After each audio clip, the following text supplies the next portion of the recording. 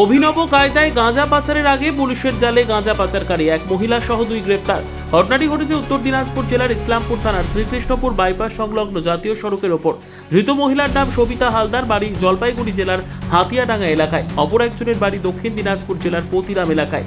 ধৃত মহিলার দাবি 4-5 হাজার টাকার জন্য এই কাজ করেছেন তিনি।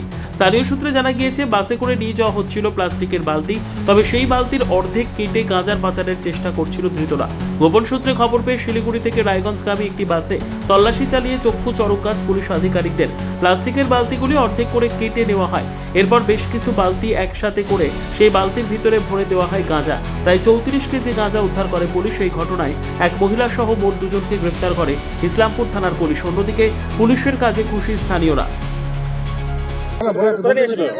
শিলিগুড়ি থেকে। কোথায় নিয়েছিল? ধুলিয়ান। হ্যাঁ? ধুলিয়ানে। ধুলিয়ান? হ্যাঁ। কতদিন ধরে এইভাবে কাজ করতে? আমি কাজ করি নাই।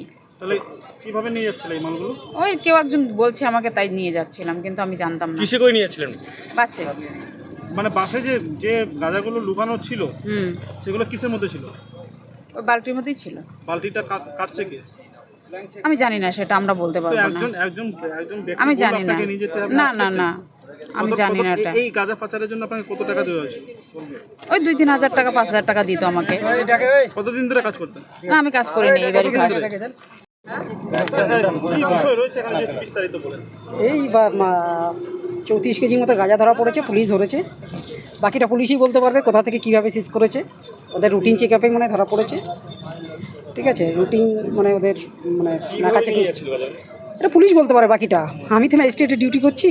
ঠিক আছে, বাকিটা পুলিশের কাছ থেকে জানতে পারবেন আপনারা। কতজনকে অ্যারেস্ট করা? এখন তো 2 জন। কি নাম আপনার?